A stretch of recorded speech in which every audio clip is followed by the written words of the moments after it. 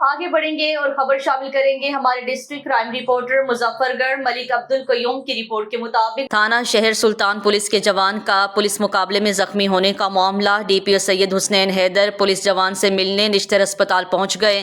زخمی head constable محمد سلطان کی عیادت کی اور خیریت دریافت کی۔ ڈی پی او نے زخمی جوان کے لیے بہترین طبی سہولیات کی فراہمی کی ہدایت کی۔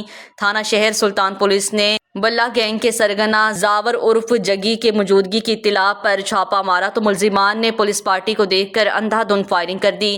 پولیس کی جوابی کارروائی پر ملزمان فرار ہو گئے، جبکہ فائرنگ کے نتیجے میں 2 پولیس ملازمین ہیڈ کانسٹیبل سلطان اور کانسٹیبل ریاض حسین زخمی ہو گئے۔ زخمیوں کو تحصیل ہیڈ کوارٹر اسپتال منتقل کیا گیا، جبکہ ہیڈ کانسٹیبل سلطان کو نشتر ہسپتال ملتان شفٹ کیا گیا۔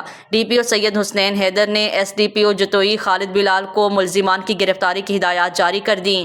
ملزمان کا ان کی ہر کمینگاہ تک تعاقب کیا جائے گا۔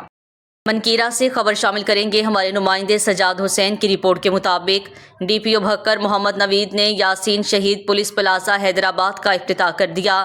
ڈی پی او بھکر محمد نوید کے ہمراہ ایس ایچ او تھانہ حیدرآباد عبدالوہاب بشیر اور لوگوں کی کثیر تعداد جس میں سیاسی سماجی شخصیات اور تاجران نے شرکت کی، پلازے کا افتتاح کر دیا اور خیر و برکت کے لیے دعا بھی کی گئی۔ اس موقع پر انہوں نے شہریوں کے لیے پیغام جاری کیا۔ غریب اور متوسط طبقے کے لیے آسان شرائط پر پولیس پلازے کی دکانات عوام کو دی جائیں گی تاکہ وہ بہتر روزگار کے لیے اپنے اور اپنے بچوں کے لیے رزق کما سکیں۔ اس موقع پر ڈی پی او بھکر نے کہا ہے کہ نئے پلازے کی تعمیر سے عوام کو بہتر روزگار میسر ہوگا، شہریوں کے لیے آسانیاں پیدا ہوں گی۔ حیدرآباد کی عوام کے لیے پلازے کا قیام انتہائی ضروری تھا۔